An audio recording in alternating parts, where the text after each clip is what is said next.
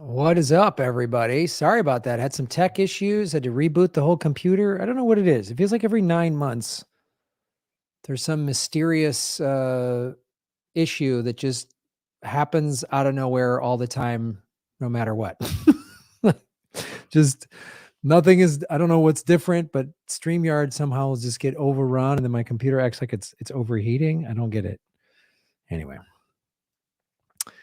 Anyway, thanks everybody for being here. Holly Horn and Blaze Silver Wolf are our moderators on my side, as is Lee Wolf. Lee Wolf. What's up? We're going to be doing the show with Lee Wolf in a little bit. The Lobo, we call him now. He's got a new nickname we just found out. And we are watching on my YouTube channel and Lee's YouTube channel and my Rockfin as well. So like, share, and subscribe, whatever platform you're watching on. And of course, if you're watching on my YouTube channel, make sure you follow Lee's YouTube channel. And if you're on Lee's, make sure you follow mine, because all those things help. So many wolves, somebody just put in the chat. All right, let's get into it, ladies and gentlemen. Ladies and gentlemen, welcome to the Government Secrets, hosted by the two most censored comedians in America, Lee Camp, the Wolf, and Graham Elwood, the Fox. Wait, why am I called the Wolf? I said something about Wolf, and I just a minute ago called you the Wolf. I said called you Wolf for some reason by mistake. So now I enjoyed these tech issues because I was trolling you in the chat section. So just like, where is Graham? What is he doing? What's his problem? Why is there another tech issue? You wore a shirt that StreamYard is having a very easy time with. Oh yeah, StreamYard is loving this. I think that's because I was sitting here going, when you have a tech issue, you're like, what's different? So from my old setup, before I moved, I had a monitor behind me that had that cloud thing, right? Right. Now I'm using StreamYard's. They just paste this image on there so you can see there's this weird outline thing. If I run near my head, you can see the actual gray wall behind me, right? Well, everyone's waiting for fan cam. So. Fan cam.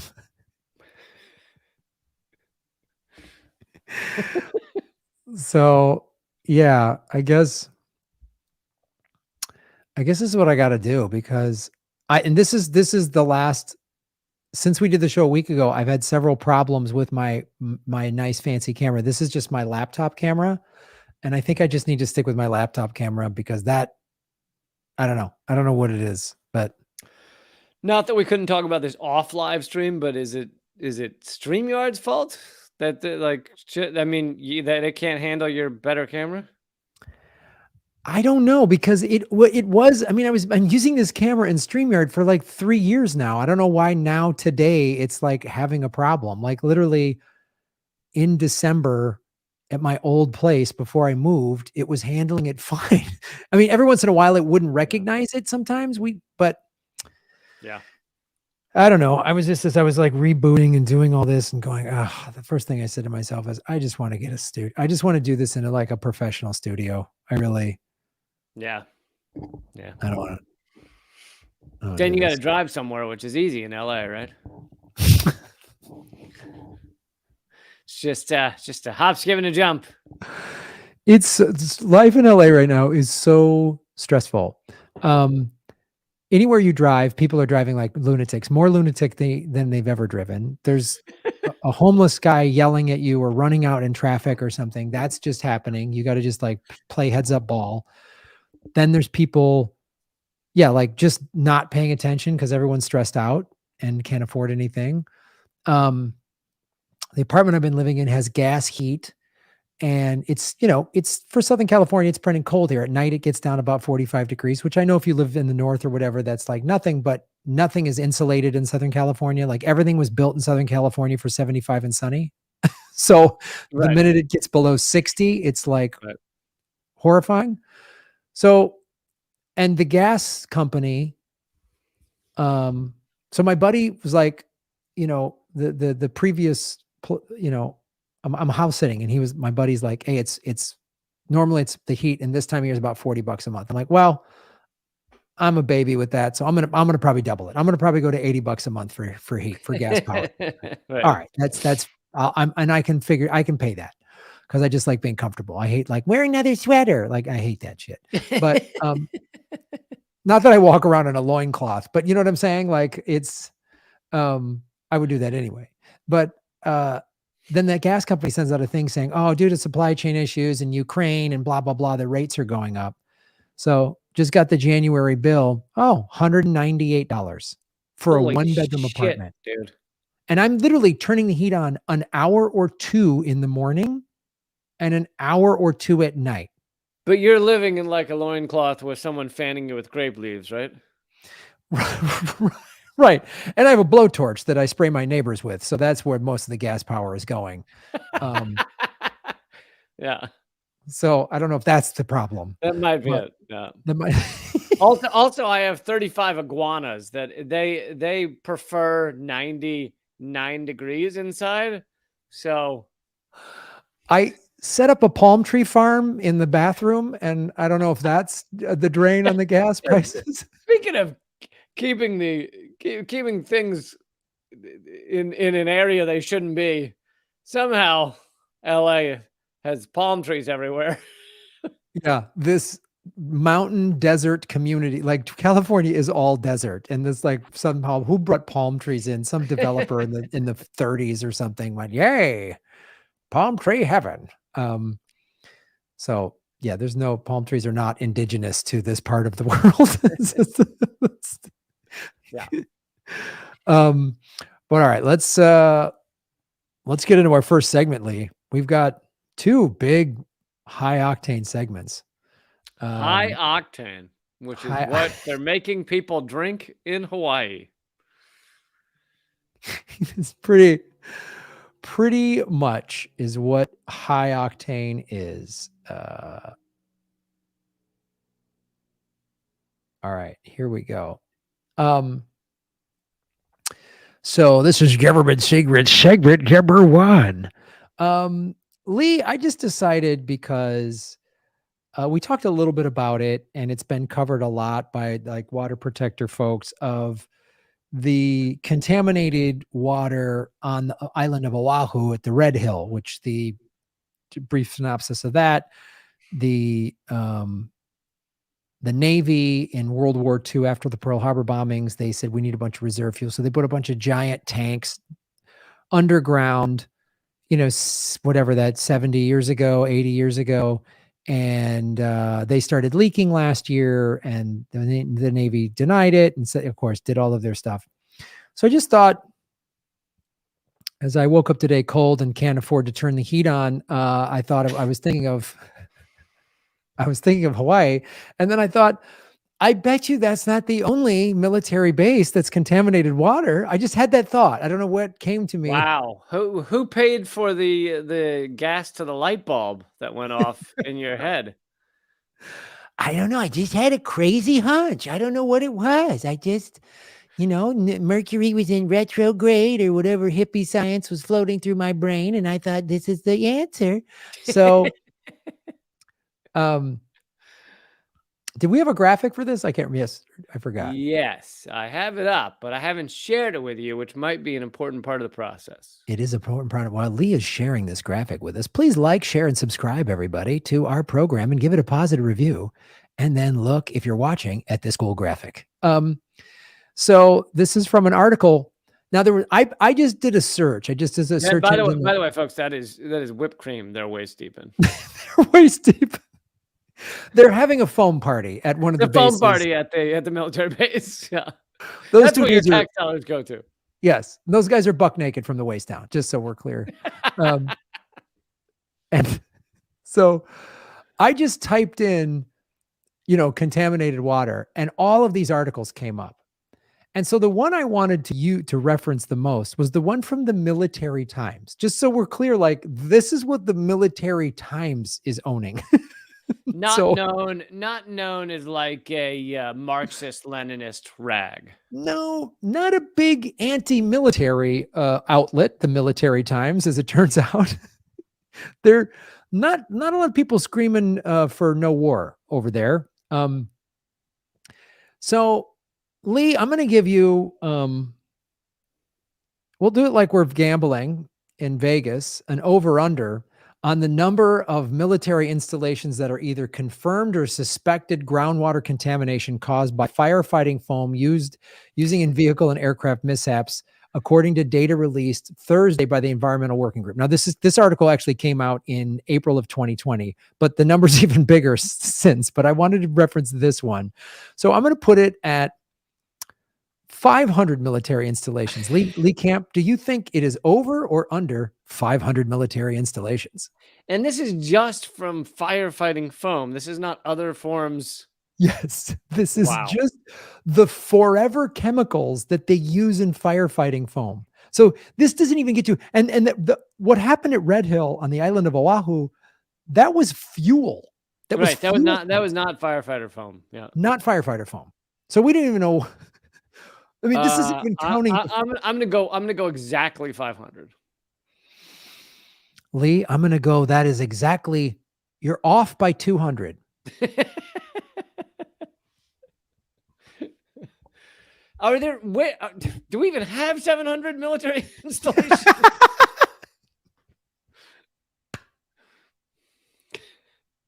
Are they creating new installations just to spill firefighter foam? Yes. They just like, where can we store more of this toxic waste? Create another base, dude. I don't Just care. make a base. We'll put it there. But nobody make. So, yeah, I want to just 700. I'll read this real quick because it's, cancer linked per and I can't pronounce this, fluoroalkyl substances, collectively known as PFAS. Polyfluorobenates. Yeah, I did a segment on them once. We'll just call them PFAS. Have been that Yeah, substance. polyfluorinates. Yeah. Yeah. They have been confirmed at 328 sites, according to the Pentagon data, and are suspected on about 350 more Defense Department installations and sites. DoD officials have understood the risks of AFFF since at least the early 1970s, so they've been covering this up. When the Navy and Air Force did their own studies on the toxicity of PFAS in fish, good. So it's getting to the food supply. That's good. And early 1980s, when the Air Force conducted its own animal studies. Does this also mean that 700 military installations have had fire incidents that required foam? Probably. They've all had catastrophic fire moments. Yes. Which again, makes you feel good considering all the stories we've done recently on all of the nukes that they've lost or blew up or crashed or whatever. That's cool. Of the 14 installations, Faber added, the PFAS level measured 1 million parts per trillion in groundwater, while the Environmental Protection Agency sets a what do you think? So they've measured 1 million parts per trillion. The EPA, what do you think the EPA's like maximum is per trillion for considered a safe level by the Environmental Protection Agency, which we know can be pretty co-opted and hijacked, and they can kind of come up with their own data. But let's just use them. That's the only sort of marker we have in this country is the EPA. 6. I like where your head's at. It was 70 parts per trillion. And there's 1,000 parts per trillion in the. No, Lee. 1 million. Yeah. Jesus. So the installations are a good 930,000 parts per trillion off past the maximum safe level. No, wait. It's the maximum safe level is 70,000? No. 70. Oh, because you just said 930,000. You're right. It would be 999,000. 999,000. 930. Yeah.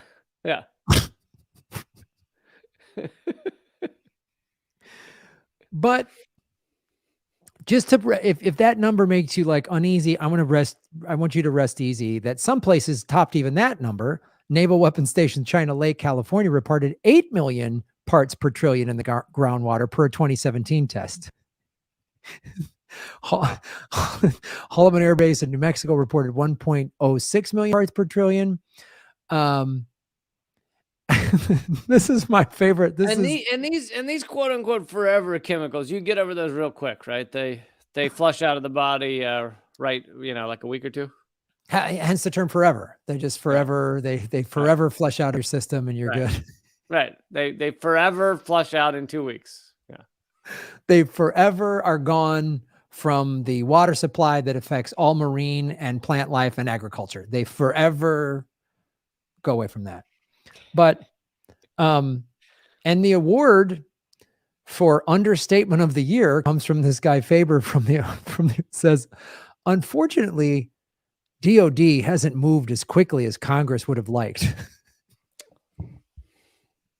Yeah, understatement of the year. Firefighting foam is no longer used in training, this is why they were just using it, which has vastly reduced the frequency of training. Yes. You know what? Whenever I'm getting ready for something, I just like to spray forever chemicals around the house, just to prep. Whenever I have guests over, dinner party, I do forever chemicals. That's kind of where I'm at. And before we leave this segment, I just want to show you, this is from the article. This is just a little map. They say diamonds are forever, but really, it's these chemicals that stay in your body long after your marriage has dissolved. You'll still have these chemicals. Even after you've stopped paying alimony, you will have PFAs. Long after your ex-wife speaks to you any longer, you will still have these chemicals pulsing through you. Even after you've celebrated your ex-wife getting married so you don't have to pay alimony anymore, this will be coursing through the piece of fish you had at lunch. Look at this map. Isn't this a fun map? This is the 678 military sites with known and suspected discharges of PFAs. Yeah. Yep. So that's what you're going to call a premature discharge right there. So I just want everybody to know before we go into the next segment, nowhere is safe. So, hey folks, hope you're having a great week. Nowhere is safe, and let's have a good show, everybody. Here's a coupon code for some PFAs. Nowhere is safe, everybody. Now let's do government secrets segment number 2. More evidence that nobody is safe. Yeah, now this is evidence that no one is safe, and once you are murdered, they won't solve it. No, this is. I see you in the email today when you were like, "This is what I'm covering." I was like, "We should pitch a show to CBS called CSI Bullshit." Just since they. Yep. CSI, but this time it stands for constant shit intake. CSI Fake Town. That's where it's at. So. I've been, for those who have only tuned into this episode and you missed the past, I think it was 3 I've already done. This is our ongoing series. This might be the last one, but this is our ongoing series of forensic science is bullshit. Because at every different level, American forensic science, with the exception of DNA evidence and fingerprints, although fingerprints, you have to have a full fingerprint, which is fairly rare. And DNA can be rare depending.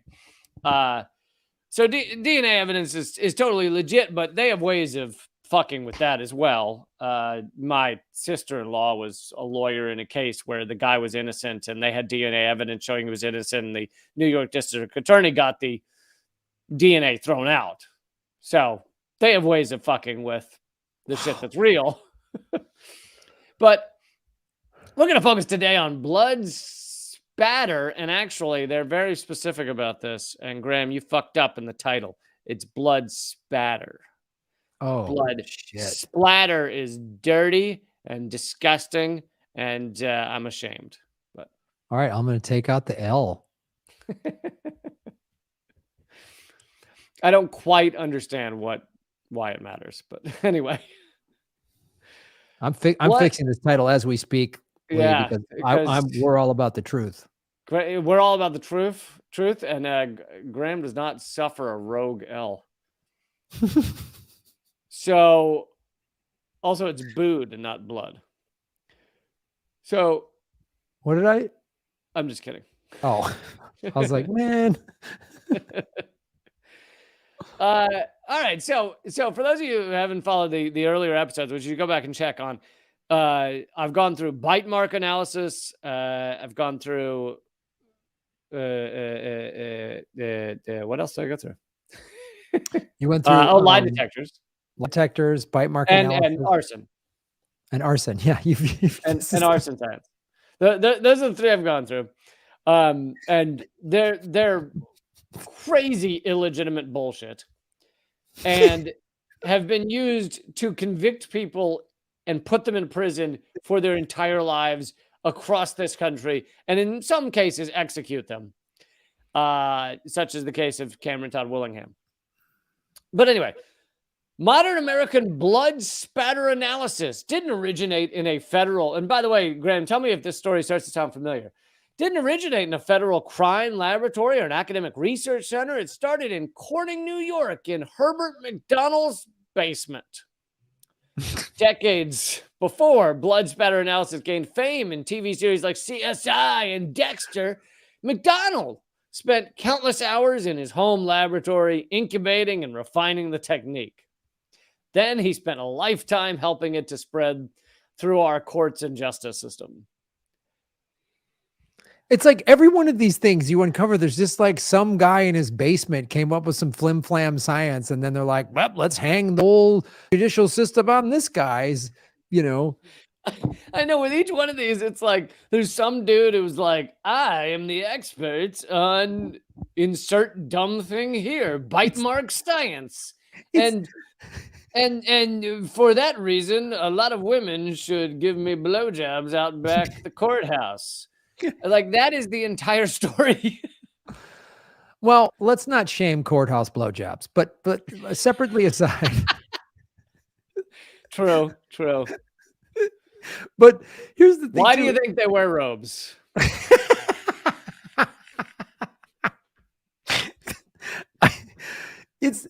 You would think going into this, before you started uncovering any of these stories, I would have thought, if you were to just ask me, like, Graham, what do you think of bite mark science or arson or anything? I'd say, probably a bunch of scientists maybe were trying to find this, or in a lot of cases, they were researching something else and then uncovered, like we've seen that with a lot of scientific things. They were trying to find a cure for this one thing, and they found a cure for something else or whatever. Like, and I would have thought, oh yeah, blood splatter. They would have really tried to research this, and it was, and a team of people, at this thing and that this science, this school. And it's always just, no, it's just some kind of, Dan was in his basement, throwing squirrel blood on the wall like a weirdo. And then he was slitting the throat of a squirrel who looked at him funny, and he noticed that the splatter across the wall.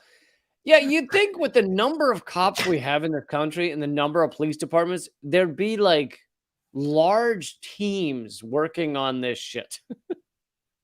But no, just a dude, just a fucking dude who's an asshole enough to think, why can't I be the guy who tells everyone how blood spatter works?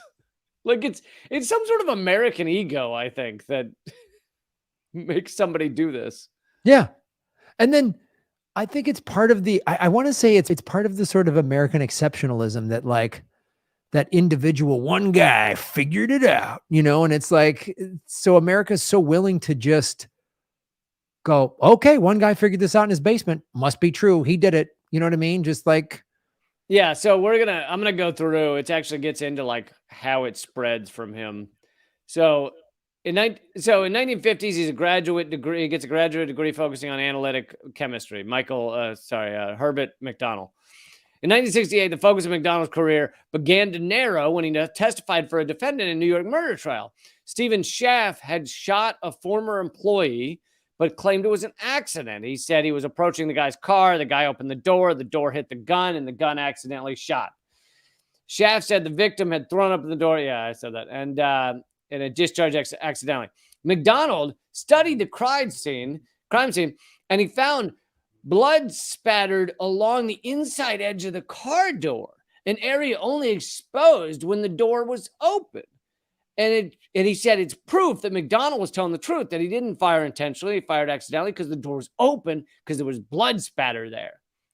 But, and here's my own analysis, couldn't blood have ended up on the inside of the door after the guy was shot? Like, doesn't blood keep going everywhere? Like, it's not like all blood is distributed perfectly the moment the shot happens. Anyway, so McDonald testified that this guy was innocent. The jury still found him guilty, but of manslaughter.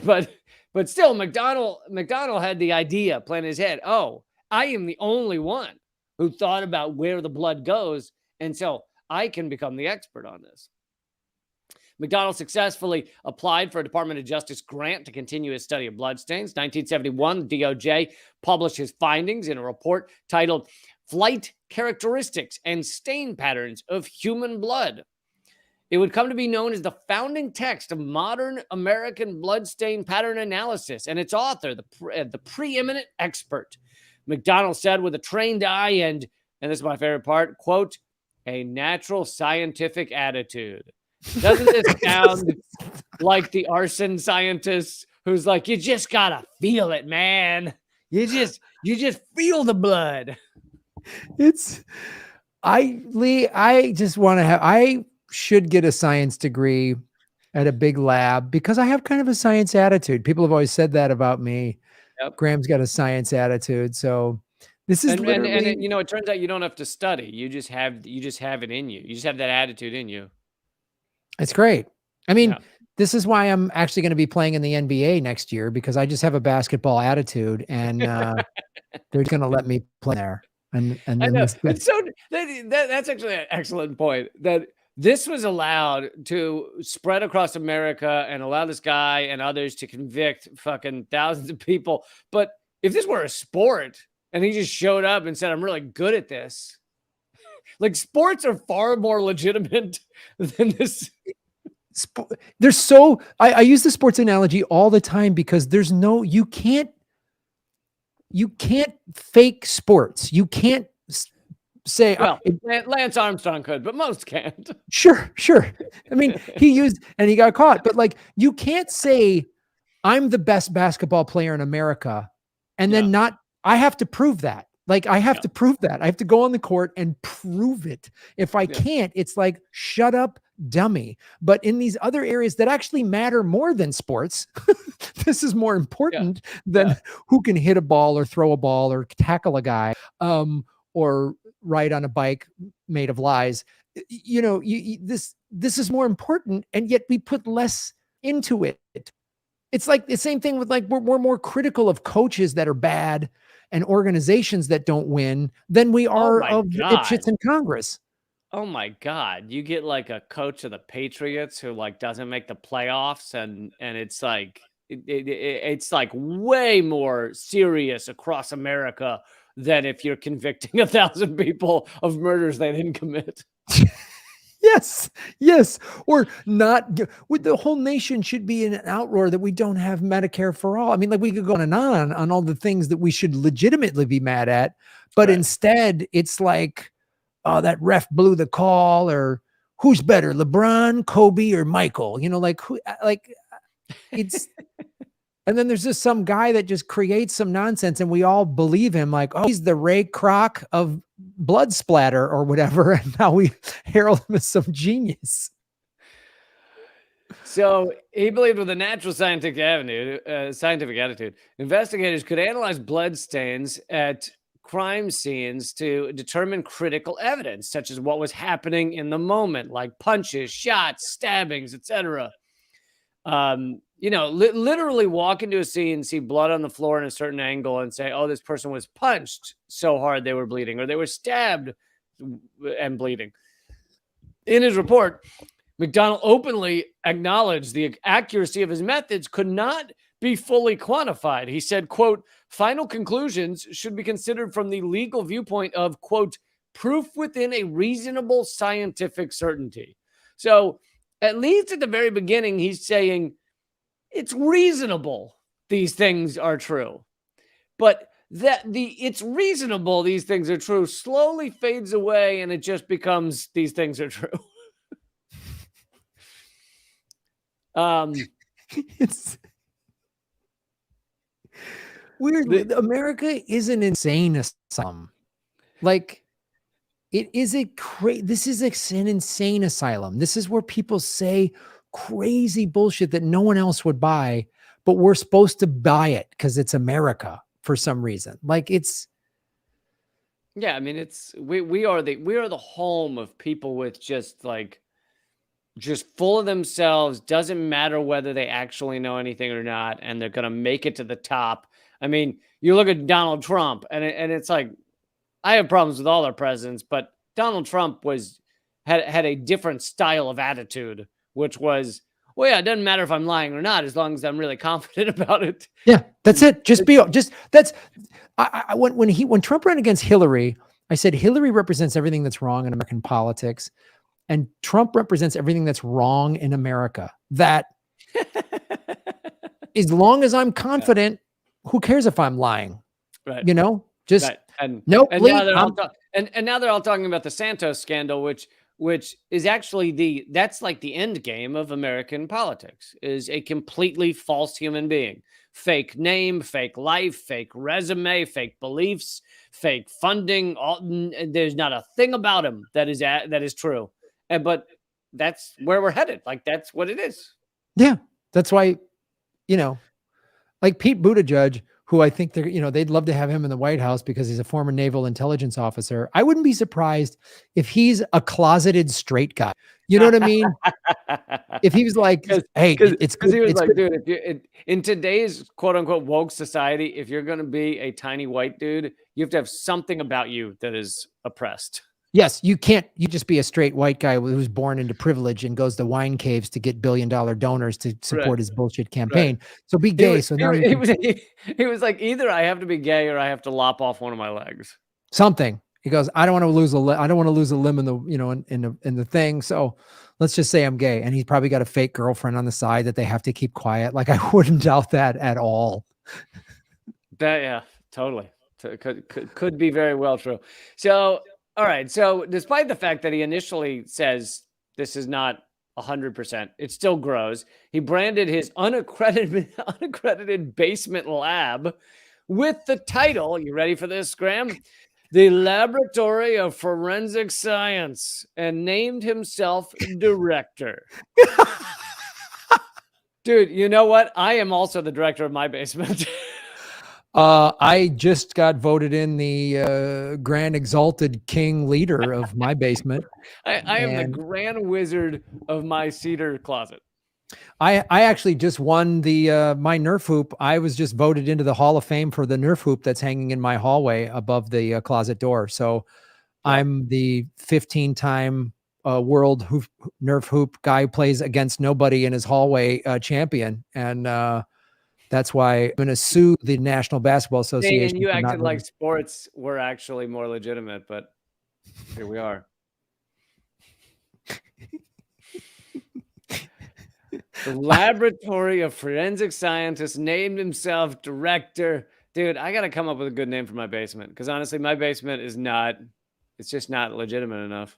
I think I'm going to come up with a fake award show just so I can say I've won, the Graham Elwood Award for vegan smoothie excellence, and just say, and give myself some awards.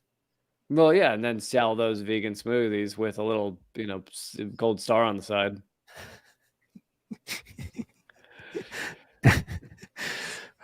So Dr. Basement, what was his name? Dr. Basement. Dr. Basement.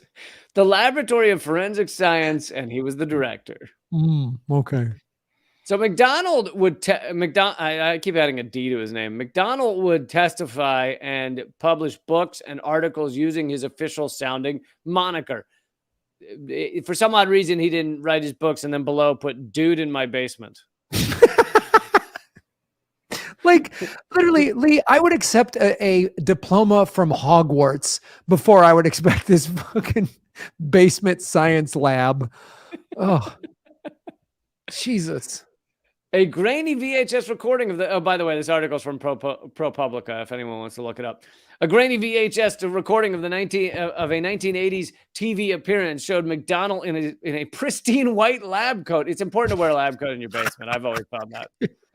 If you don't have a lab coat in your basement, and by the way, if someone looks through the little garden window, that doesn't look crazy at all. You don't look like a fucking complete nutbag walking around your fake laboratory. By the way, a nutbag enough in his basement in a lab coat, but he was using all sorts of blood, often his own blood. But he's spraying, dog blood across the walls. Yeah. I'm gonna cut my own wrist and spray it against my fake science wall and see what a nutbag. This guy gets crazier and crazier. Like, well, and you know what else is like? If I were trying to fake all of America into believing I was the fucking expert on blood spatter and forensic analysis, I'd rent an office space. Exactly. I was just going to say that. Good grift, a good con. You at least have an official office with a secretary, and you go, oh, this is legit. At least that you could at least go. I would have a lab with an airlock, just for no reason, just an airlock. Yes, I would. When people would come in, I'd have the thing with the gloves to come through, and I'd say, "Can you sign the thing?" Like I would do some, and I'd take like a screen of an old like iPhone that was broken, and I'd duct tape it to the wall, and I'd tell people it was a retinal scan. Exactly, and then you could at least go, oh, I see how these people got tricked. This guy was a really good con artist, but these guys were like, no, he's in his basement throwing mutton chops on the wall and seeing which sticks. I'd like to point out, you're making him sound bad. These were uncooked mutton chops. Okay, and maybe that's part of his tenderizing process, and he did eat them so he's not wasting meat. But cooking... By the way, the meals after his experiments were amazing. No, he's a great cook. I'm not judging his cooking. I mean, because he actually went to a real cooking school. Oh, the cooking training was far more intense. He went to an actual cooking school. He didn't just go to his buddy's basement and say, this is the official fucking supreme mutton chop throwing culinary arts institute of Omaha, wherever he's from. So this 1980s TV appearance, the cameras captured charts covering the laboratory walls and a battery of expensive-looking scientific experiment resting on the white countertops in his basement. So let's be real. He just bought like tubes and whatever he had in his garage, like a bike pump, and just taped it together. It was a broken microscope. Yeah. And just gave him like Dr. Seuss sounding names, like this is a blood smorgasbord tang or something. And and then when the officials came, oh, this is real. And then just grab charts and graphs. Like, how duped are Americans so easily? I mean, you can't argue with that. So McDonald quickly realized that the police department liked having their own in-house experts on something like this. He said, quote, I must have got good reviews because they kept asking me, would I teach this for them?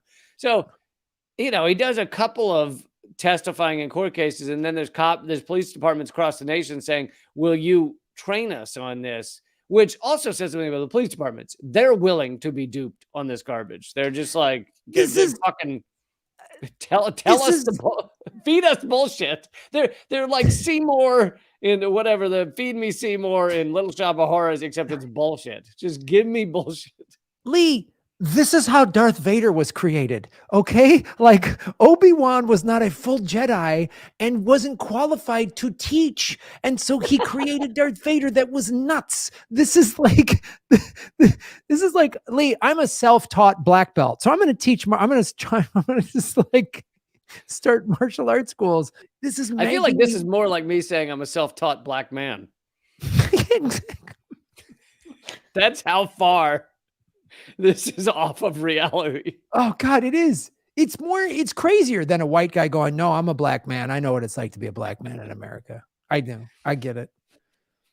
Oh. So he began crisscrossing the country, teaching 40-hour, and this is a key number, 40-hour bloodstain evidence institutes to groups. It's called an institute, even though it lasts 40 hours.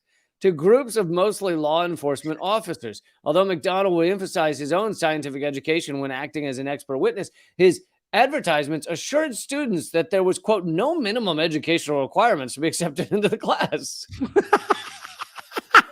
You can be as dumb as a rock and have no education and come and we will certify you as a blood spatter expert. Oh God. He probably encouraged that because he's like, if I get anybody with half a brain and coming into one of my fake classes, I am done. So I better just have a bunch of moron rubes roll through. And I go, you're getting an official blood. People would stop signing up if they found out that, you get rejected if you're a fucking dummy. Yeah. It's, oh my God. Who was the like the chancellor of this school? Was it just P.T. Barnum going, yep, there's one born every minute, man? The chancellor of the school was actually, the dean of the school was actually a hedgehog with one eye. But he had passed the class. So okay, that's fair. That's fair. As long as he passed. By 1982, McDonald had taught 19 institutes in 8 states, turning out scores of newly minted blood spatter experts. So, I mean, think about the level. You know how, I can't remember if I used this reference before, but there was that movie with Michael Keaton, Multiplicity, where he copies himself and he gets dumber and dumber, which you couldn't make that movie nowadays because he ends up being retarded at the end. And apparently that is just hilarious. That is just tons of laughs to have a retarded Michael Keaton. Sorry, mentally challenged Michael Keaton. So it's kind of like that. It's like this guy made up a science. He then teaches it to people who have 40 hours. They don't even really take it all in. So they have a percentage of what he invented. And it like goes down the line to like fucking, they don't know anything. This is our 112th episode, and I got to tell you, this is my favorite guy, second only to the guy one of our early episodes of the dude that crashed 2 trains together and sold tickets to it. Like this is like so beautiful, and like I'm beginning to like this guy more and more. He's just, and I mean, I don't know if it's in the information you have, but God, I would love to know what the cost of these courses were. Like that I don't know. Oh, I'm sure, I'm sure not that high considering it was police departments. Oh, I bet you it was kind of high. And then he said, we'll give you a special. You know what I mean? Like you get a free mug. you get a pack of novelty Band-Aids. And he'll cook you the mutton chops that he throws on the wall for part of his experiment. He'll always cook you some mutton. Yeah, lunch was included. You are correct. So he would eventually teach for 38 years. And Graham, are you ready for the over-under? Over-under. How many students failed in 38 years of blood spatter courses? The over-under is 100. Oh, way. I think the number is 0. I think but yeah, so I'm going under 100. 5. 5 students in 38 years failed this class. And they all walked out saying they were blood spatter experts. How dumb do you got to be to fail a fake blood spatter school? Like, I mean, the level of stupid you got to be. Like Jim Varney's character, Ernest, Ernest saves sandals in the slammer. Like that guy passed. Like, who are these 5 guys that didn't pass? I want to meet them. I want to know, did they have offspring? What are they doing? When their career in fake blood spatter science didn't pan out, what was their backup job? I wonder if he failed them for like other reasons. Like they were sitting there like, do we get to touch blood? I don't think that would be, this guy doesn't sound like that would be. That would be a problem. Graduates it just keeps getting worse. So he's creating all these idiots. They then go out and create his graduates formed the International Association of Bloodstain Pattern Analysts in 1983. Oh, So now it's an organization. oh Now my it's an God. association. In the span of about a decade, McDonald had created an industry in which he became the reigning expert. He started to be viewed as a myth, a legend, an American Sherlock Holmes. There were like documentaries and books made about him. In murder cases, he was viewed as almost holy. At a coroner's inquest, a coroner introduced McDonald's testimony by saying, quote, "We have not called another expert of your caliber because we don't have another expert of your caliber that we know of." Basically, when he would walk into the court, they would all go, "Oh my God, this guy is holy. Like he knows everything." Honestly, they literally viewed him as like the modern version of Sherlock, where anyone walks in a room and he can look at you for 3 seconds and go, "That hair coming out of your nostril, that means that you murdered someone the last 3 days." Like, Wow. And it he was again, actually, go ahead. I just want to say again, I think this very much obviously this guy's ego just went nuts. And so Yeah, he yeah. let this happen. And then everybody stroking him and telling me he's genius. There's no way he's gonna say, I cooked this up in a basement, and probably legitimately believed what he was doing, believed his science. Well, I And think, as we saw in his initial report, when he wasn't famous, he wasn't this prophet. He said it's reasonable certainty, but then everyone's fawning on him, and all of a sudden he's like, "Yeah, I am a prophet." right. And that's so seductive. That's such a seductive thing. And then again, and this is a human nature thing. This isn't just an American thing, but I think it is very much amped up in this country. Is everybody's looking again for that, like the gunslinger, who comes in and knows everything more than everybody else, and just like, oh, he's like human nature always wants to kind of revere and bow down to idols and stuff like that. And I think America, Well, because we have all these fake uh, idols, you know, and there's yeah. all this mythology around all of these people, George Washington, I can never tell a lie, and all this stuff that we want to build these guys up and be like, oh, this guy's the blood spatter guy, and we're Well, not going to and question I that. also think that there's a bit of human nature where we want to think someone has the answers, Right. like Big Brother, Daddy has the answers, and so the idea that there could be murders where, sorry, we don't have the fucking answer is like too much for us. So instead, we want anyone who steps in. It's like a power vacuum. Anyone who steps in and says, "I know who killed the people," then we go, "He must know. Someone knows." Like, Yeah. And it feeds in that's a human nature, like, especially with there's a crazy killer on the loose. We want to catch them so you can feel safe. We caught the guy. And as we've talked about in all the other previous segments that you've done about the fake forensic science, it then feeds it's one of the problems of our judicial system and our police system of no. arrest rates. Got to get a bad guy, got to get a conviction. So Yep. figure it out. This guy has a basement. He's been throwing fucking donkey blood on the wall. Book it. Look it. Done. Got him. It was actually donkey menstrual blood. So Oh, Jesus Christ. I don't want to give anybody false truth here, Graham. Thank you. That didn't make it more horrifying. So he was actually, I don't know if you know this, Herbert McDonald was in the O.J. Simpson trial.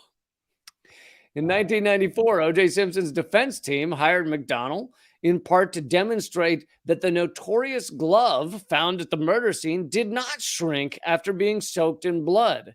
Because as you recall, they had this blood-soaked glove.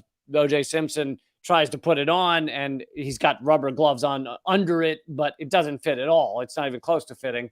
And he goes, and of course, that was Johnny Cochran's famous line: "If the blood doesn't fit, if the glove doesn't fit, you must have quit." And of course, in many ways, that line may have gotten O.J. Simpson off. Probably did get him off. So McDonald was pretty important, and he came in and he said, on the stand, he said, so I took an identical glove that fit me. I covered it in my own blood. I then dried it out, and I looked at I tested the size again, and it stayed the same size. So here was this Blood Spatter God, saying he had done a test on the glove and it could not shrink.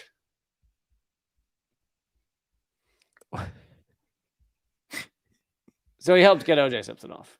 Oh, Along nice. the way, McDonald's reputation for eccentricity also grew. In his books, he described shooting dogs to record the resulting spatter and drenching a female student's hair in human blood, then having her shake it around to photograph the patterns. He also created another new field called fingernail identification by collecting his own fingernails for years. That's not eccentric. That's a fucking psychopath. Like that's what serial killers do. Like, what do you? That's a trophy killer. Like, this is insane. What a nutburger. Like, Yeah, I mean, insane fits. Eventually, defense attorneys began appealing convictions that relied in part on McDonald's testimony. They argued that McDonald and his field were unscientific. What? Hold on. But appellate judges almost never agreed. Again and again, they affirmed McDonald's right to testify as an expert. And you gotta also remember that in a trial, when you say to a jury, this guy is an expert on blood spatter, and he then says A, B, and C happened, the vast majority of juries don't go, wait, what does expert mean? They take the word of the court right. that this guy this guy fucking knows his shit. They don't know he invented the thing in a basement. Right.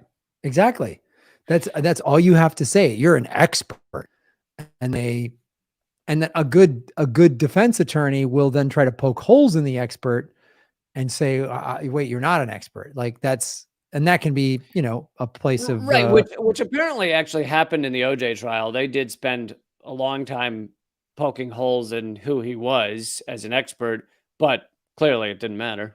right. In time, McDonald's students, many of whom only had 40 hours of training, started testifying. I mean, that's actually the same amount of training that you need to operate the McFlurry machine at McDonald's. To be a yoga teacher, you got to have 200 hours to teach yoga, and nobody's life is in jeopardy. Because I remember once I did something on the amount of training that most cops have. Most cops have have an average of 8 hours of training on how to fire their weapon, and a barber, like a hair cutter, hairstylist, in many states has thousands of hours of training. Yeah. So McDonald's students started testifying as experts themselves. Then the students of his students. So it's much like Gremlins, where water gets on them and then water gets on that one, and you just keep they just keep bubbling up, more and more Gremlins. So you're the third generation basement fake science expert. Like, I cannot think of a worse carbon copy. You're the fake expert of a fake expert of a fake expert that went to 40 hours of fake school drawn up by a nutburger that wears a lab coat and murders animals in his basement. Got it. Perfect. Yep. And by the way, folks, I know we're going a little long, but we're not doing an extra segment, so we're going to do this in place of the extra segment. Yes. In 1980, Iowa's Supreme Court became the first to review McDonald's testimony. The judges didn't examine the accuracy of his technique. I love this. Even when they are like, let's see if this is legit, they still aren't checking whether it's actually accurate. Instead, they just cited, quote, his status as the leading expert in the field, which he fucking invented from his basement. Finding his testimony reliable, they noted McDonald's discipline had, quote, national training programs, national and state organizations for experts in the field, the holding of annual seminars, and the existence of specialized publications. Like, literally, they just said, you've created a lot of bullshit based on your bullshit, so that makes you legit. If I stack up enough bullshit, then I'm a legitimate person. Yeah. Unreal. With seals of approval from some of the country's highest courts, blood stain pattern analysis continued its spread. It spread south to Tennessee's highest court, where they affirmed a trial judge's decision to admit McDonald as an expert. Quote, Mr. McDonald's testimony was clear, understandable, and accompanied by demonstrations to the jury. He obviously knew whereof he spoke. I love the idea that if you're full of shit, but you're just really clear about it and you have like a demonstration of it, then it's fine. It's that thing of like, say it with conviction. Lee Camp, I am 7 feet tall and I am the starting center for the Los Angeles Lakers. Like if I just say it, then you go, oh wow, Graham must be a Yeah, good and if guy. you then held up a ruler that said 7 feet, that'd be all.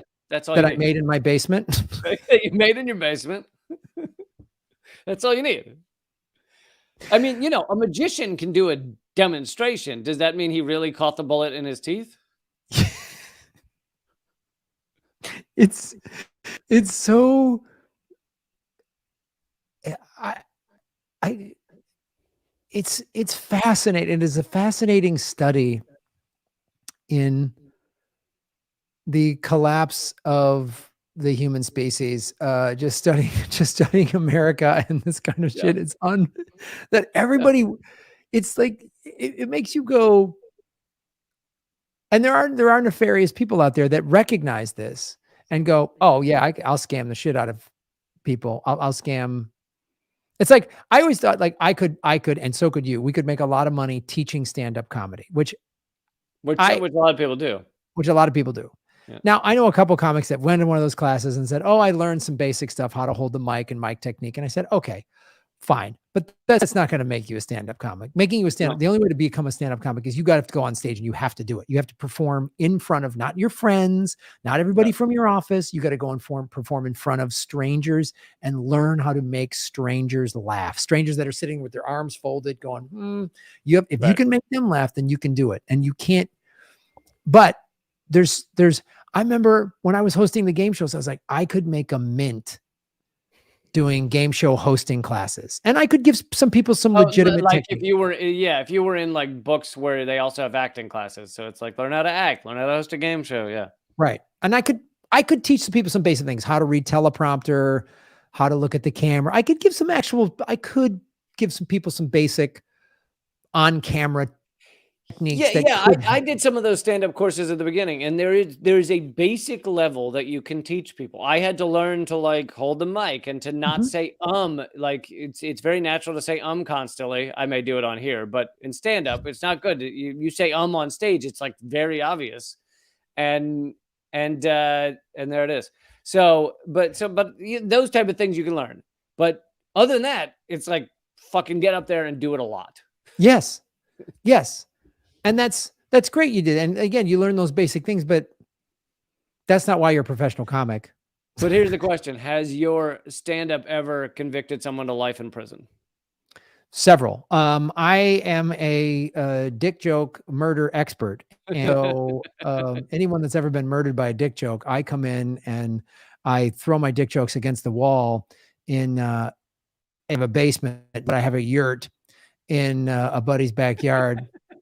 And I am now a forensic expert, and I have a 40-hour work course that's normally $2,500, Lee, but I'll give it to you for $800. I mean, I'll like the discount right now, but that offers you get a mug. You get a mug and a sandwich. Some judges facing the issue for the first time simply cited the decisions of their counterparts in other states. This is an ongoing theme in all of this stuff, is like a judge who's never dealt with blood spatter or never dealt with arson looks to other states and goes, oh, these arson experts, these blood spatter experts are legit and they're accepted in other states. By 2004, a Texas Court of Appeal wrote, quote, have any courts held blood spatter analysis to be invalid? The answer is no, unquote. McDonald ran his last Blood Stain Evidence Institute in 2011. By then, he had taught 75 workshops, over 1,000 students. In 2012, McDonald, then 84, retired. That same year, 2 girls alleged he had sexually abused them when they were 11 and 16. Oh, what a piece of shit. So I don't know if you were feeling like this guy was one of your heroes, Graham, but you might want to take the poster down. Yeah. Oh, of course. So, of course, he's a liar. he's a con artist, and he's a sexual predator. Like this, the hat trick of evil. But I haven't even gotten my favorite parts yet. The National Academy of Sciences groundbreaking report on forensics came out in 2009. The report was a rigorous examination of the forensic, widely used in the nation's courts, and revealed troubling inadequacies with virtually every technique, many of which you and I have gone over the past 4 episodes. It included a harsh assessment of blood stain pattern analysis and questioned the abilities of the experts in it. A capable analyst, it said, must possess an understanding of applied mathematics, significant figures, the physics of fluid transfer, and the pathology of wounds, subjects that aren't covered in the field's 40-hour workshop. So let me see if I understand this correctly. All of the stuff that the actual science that should have been in it was not in the basement school. Yeah. Everything that you need to know to actually understand what blood would do in extreme circumstances is not in this workshop. Wow, it almost feels like, and this is me just grabbing at straws. I mean, I'm no doctor, that you would need actual medical and biological experts to determine how blood acts and how the pulmonary system acts and how the body acts after it's been struck with a wound or stabbed or shot, rather than just some guy, kicking the neighbor's dog in the nuts and throwing it up against the wall. That sounds roughly correct. So as this goes forward, and many of you may be wondering, where do we stand today? Oh God! Oh no! Oh no! This is like the one where we revealed there's still 3 nukes that haven't been found. Oh boy! Graham, put on your plastic underpants. One. I don't, just to be safe, I use recycled saran wrap as my plastic underpants. Just carbon footprint, Lee. Carbon footprint. It's a good call. It's a good call. One federal judge named Nancy Gertner used the report to throw out a lot of blood spatter evidence, but few in the nation followed her. She later said the failure of the report to take hold in the courts was an institutional failure. Lawyers failed, trial judges failed, appellate judges failed. Precedent, she said, quote, precedent is like a child's game of telephone. You start off saying something, you whisper it down the line, and you continue to whisper it, even if it no longer makes any sense. Which is what we're doing with blood spatter analysis. Oh my God. But the Justice Department and other federal agencies began doling out millions to researchers who would actually look into the scientific reality of forensic disciplines. Daniel Attinger, a fluid dynamics specialist, and his team won a grant of over $630,000 from the DOJ to actually study what blood would do in these circumstances. In 2013, Attinger published his first blood spatter paper in the journal Forensic Science International. The paper showed that the hypotheses that underpin blood stain pattern analysis remained largely untested. So his paper basically said, yeah, everything is pretty untested. And it said analysts' assumptions and errors could make their conclusions rife with uncertainty. Here's my favorite part of this entire thing, Graham. I'm kind of like the crazed glass experiment in the last one. Analysts throughout all of this time, however many years of blood spatter experts, knowing after their 40 hours of work and after this guy's 80 years, Herbert McDonald's 80 years of studying this stuff and saying, here's where blood would go, here's how it would spray, it would go across the wall like this. When tested in 2013, analysts, they found that these experts, including McDonald, failed to properly account for gravity when using blood stains to calculate victims' locations. They didn't account for gravity. I mean, I don't mean to play advocate here, Lee, but is gravity that big of a deal? I mean, is it like... Well, Graham, I will say that often if I cut myself in the kitchen, it hits my neighbor 3 doors down. I mean, look, a lot of us live or work in a zero gravity environment. So it's hard to say where the blood's going to land after you get cut. Like it could float around. It could oh, this is this is not the first time we've done a story where all it took was one or two people early on in the process to go, wait. Like, Right. hold on. All it took was one person to go in any sort of position of authority to go, wait a minute. That's all. But Graham, the dude had on a lab coat. No, I get it. And the lab You coat can't trumps all. You can't stop a man with a lab coat. No, it is a zenith. It is something you cannot prevent or stop. Once a lab coat comes rolling in, that's it. I mean, that is it. They also assumed things about how speed influences blood patterns that had never been scientifically proven. A review of Attinger's research reveals some investigation of fundamental questions like trajectories of blood in flight, but his experiments are highly simplified and extremely specific, which is often how you need to begin in scientific research. And so they haven't actually helped in the complex problems faced in crime scenes. Such studies frustrate forensic experts like Ralph Ristenbat, who said, these are great academic studies, but what do they lend to the real world problems? Like he'd show, like their studies show, like here's how blood stains a military grade material, fabric or what, like so specific that it's like, well, this doesn't help us solve a murder. But my response to that dude would be, maybe we don't have the answers yet. Like, I don't know can sometimes be the answer. Hey, the blood shot across the wall. Does that mean she was stabbed at this angle or that angle? And did she know her attacker? Maybe we just fucking don't know. Yeah. We don't have, it's what this should be.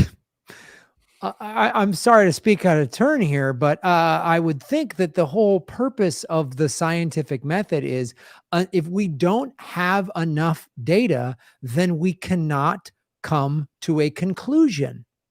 Like, yeah, you can't, if the data is not there, then there's not enough data. We need more data. We need more science. We need more research. We need more experts who don't have basement fake labs, but like actual, yeah. and you need a team of them. Again, you never hang science on one person. You never hang it on them.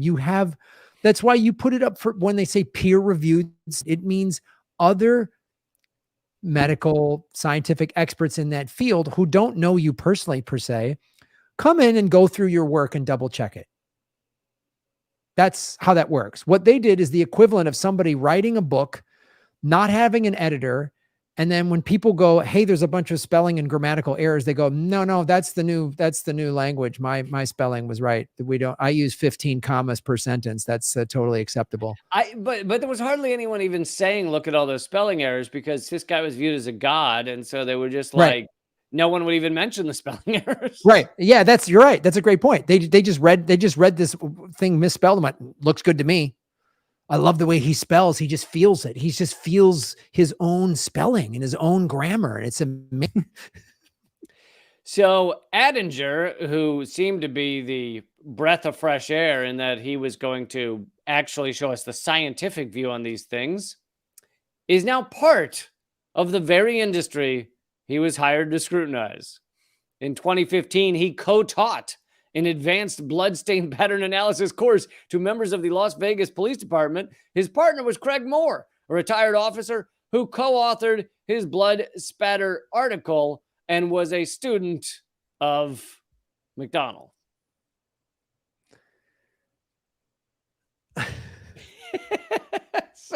So this guy was basically like, I will prove the real truth. And then he was like, wait, you can make how much money if you just teach these courses?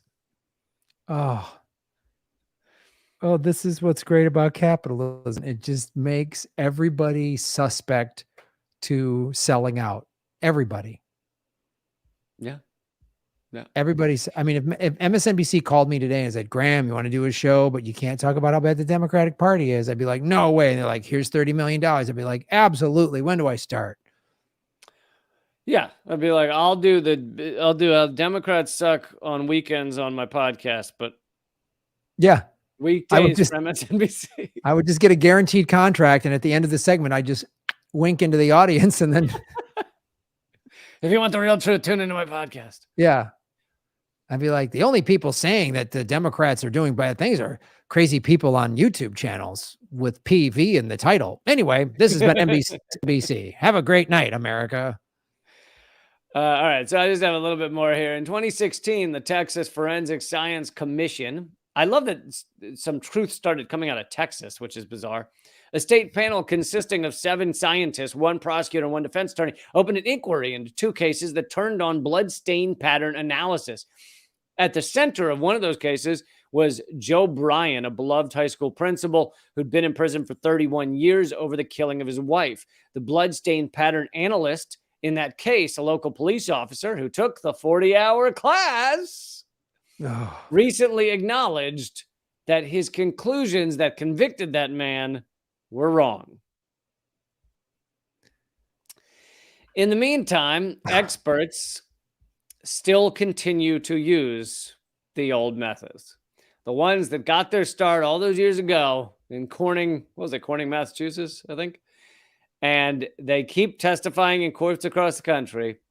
McDonald is now 90 years old, and they interviewed him for this article. And when asked to pinpoint the proudest moment of his long career, McDonald answers quite quickly. He says, Susie Mowbray's exoneration.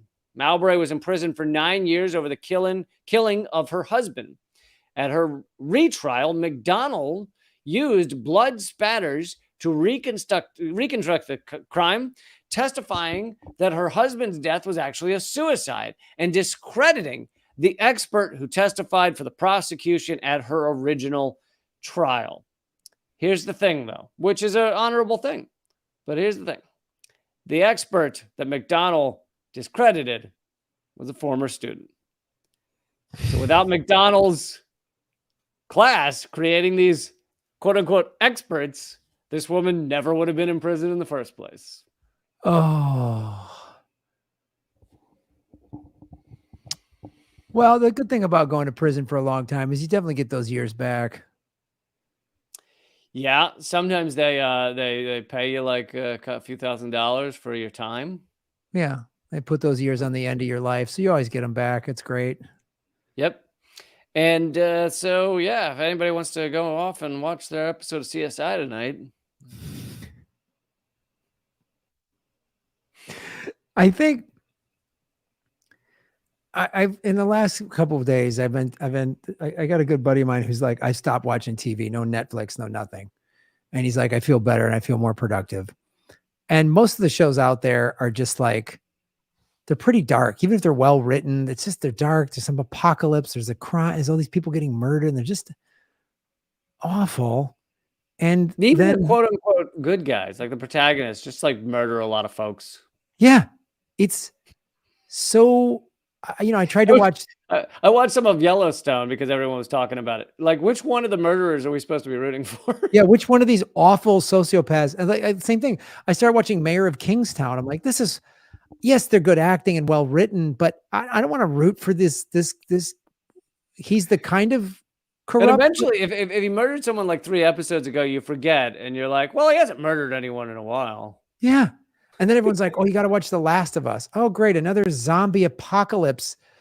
Oh, yeah. No, any one of the It's the Last Days, it's like, we're already in that. I don't need the fantasy version.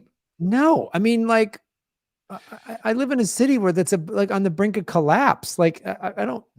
So, and now I can't even, after these 4 episodes you've done, I'm like, I can't even watch these forensic science shows. I can't even watch a good detective show anymore. Like, I'm out. So I think I'm literally like, I might watch a little Sports Center just to see what's going on in the sports world. And then, you can be like, at least you're more legitimate than forensic science. I'm more legitimate than forensic science. Like that, like the sports you're watching Way more legitimate. Way more legitimate. Even if the games are rigged, you know what I mean? Even if they're like, we need New York to win because they get better ratings or whatever they're doing. Like, even if they're doing that, it's still these guys are playing well. Good for them. They're trying to score. Great. And I'm going to read more books because I'm done. And it's like no one on that court just told everyone he had a basketball, whether he did or not. Like, yo, yeah, I scored 100. He just walked down. He said, I scored 100 points. Yeah. Like, they had to see something. They had to see the 100 points. They had to see the 50 baskets go in. They had to see it. He didn't just come in and say, no, I scored 100 points. Where? In my basement. Oh, all right. You're the scoring champ. There you go. In my basement. In my basement while I was stabbing a squirrel. Well, I was setting a squirrel on fire and throwing it against the wall, counting in gravity because I'm an idiot. Oh, goodness. Lee, this was a supercharged episode. Yes, it was. Super length episode, everybody. Hope you'll reward us for our effort by joining at patreon.com/government secrets. Yes, we're not doing a bonus segment today because this is a long episode, but yeah, join Government Secrets. I'm also going to be announcing some tour dates. I just got booked in Phoenix May 11th. I just put that on my Twitter, which is at Graham Elwood, but it'll be on grahamelwood.com. And I've got Tucson locked in on May 12th, and those tour dates will be up soon. And I'm also working on some shows in Hawaii. So as I'm getting more tour dates, I will put those on my calendar for all of you. And folks, I have all kinds of live stream stuff going on. Today I interviewed the musician, rocker James Kennedy. It's all at leecamp.net. So I hope you will check that out. Right on. This has been Government Secrets, episode 112. You contaminated forever foam from the military and fake blood spatter by a nutbag serial killer in his basement. Like, this guy was the Ed Gein of forensic science. He only killed dogs mainly. You're right. Or John Wayne Gacy, that they found all these dead bodies in his basement dressed up as a birthday clown. Like, this guy is that. That's who this guy is. So if he was going across the country teaching police departments how to dress up like a birthday clown and kill kids and storm in their crawl space, he would be the expert on that. Which I'm sure that guy's out there. So all right, everybody, I will see you next week. And thanks, man. Thanks, guys. Like, share, subscribe, positive comments on wherever you're watching or listening. And we appreciate that. Thanks, everybody. See you later, Lee. Later. All right. Denver Attaway, we save our anger for the important stuff like sporting events and celebrity drama. Yeah, you got that right. That is so right. All right. We had 73 likes on mine. Lee had a couple more. We had a bunch of people watching combined on all of the live streams, which is awesome. Thank you, everybody in the chat. Thank you to Blaze Severwolf and Holly, our radars. And I will be live again Monday. Looking like we've been doing Mondays at 5 Pacific, 8 o'clock Eastern. That seems to really work. So check that out. Where's Saki? I'm trying to do more with Saki. I really want to do this show in front of a live audience. I would love to do like a weekly hour-long show that's a combination of format-wise, not necessarily content-wise, of like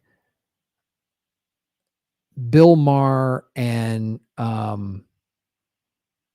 like Last Week Tonight. You know what I mean? Where I do segments, political stuff, but they're a little more comedy based, some serious segments, maybe have a roundtable panel discussion with people about a certain issues or have a guest or two, and then just do some flat out sketches like Saki and Granny Petrol and all that stuff, because they're comedy sketches, but they're politically, those characters are political.